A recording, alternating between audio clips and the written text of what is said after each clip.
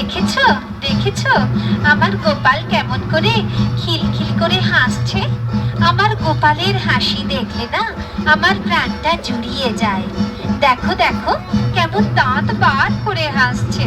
দেখেছি দেখেছি যশোদা, ছেলেকে নিয়ে সব সময় মেতে থাকলে তো আর আমার চলবে না। আমারও তো কত রকম কাজ রয়েছে, সেগুলো তো আমাকে করতে হবে নাকি?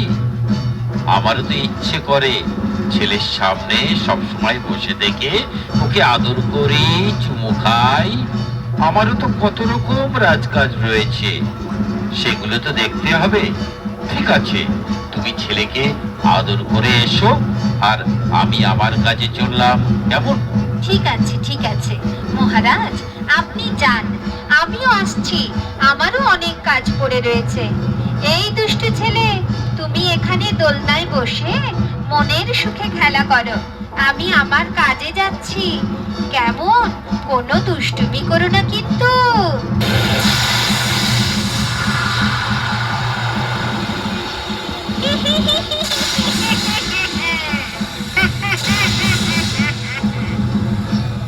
আমি অনেকক্ষণ ধরে এই সুযোগটা খুঁজছিলাম, কিন্তু কোনো সুযোগ পাইনি।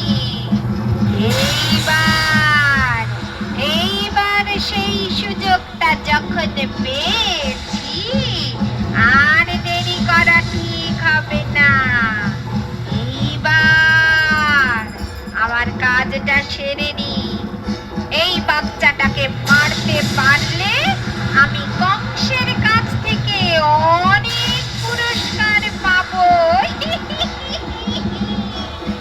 ওহে বাছা কৃষ্ণ, তুই নাকি কংসের মৃত্যুর কারণ, তাই তো কংসের আদেশে আমি তোকে মারতে এসেছি।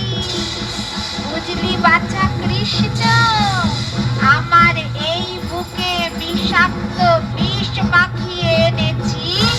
এই বুকের দুধ খাইয়ে তোকে আমি শেষ করে দেব, শেষ করে দেব।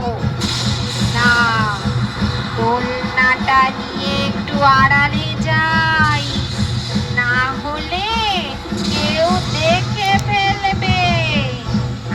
আয় বাছা, আয় আয় আয় কৃষ্ণ আয়। তোকে দুধ খাওয়াতে খাওয়াতে আমার বুকের তীব্র বিষে তুই চুলে পুড়ে শেষ হয়ে যাবি, আর রাজা কংস আমাকে পুরস্কার দেবে, পুরস্কার দেবে। আয় আয় আয়।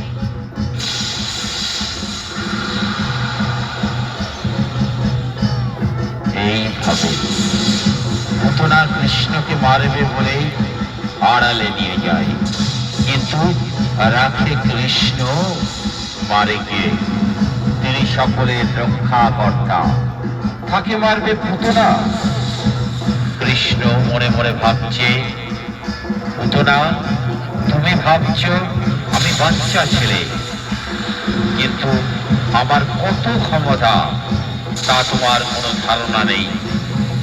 তুমি আজকে আমার হাতে বিনাশ হবে, তুমি তো সেটা জানো না পুতনা। তবে দেখো পুতনা, আমার কত শক্তি, আমার কত ক্ষমতা।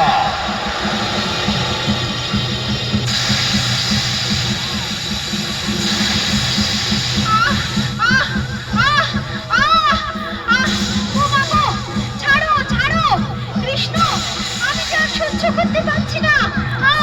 প্রাণ বুঝে যায়। ও মা গো, এইটুকু দুধের বালক, এর কি ক্ষমতা! প্রাণ যায়, প্রাণ যায়, বাঁচাও বাঁচাও বাঁচাও।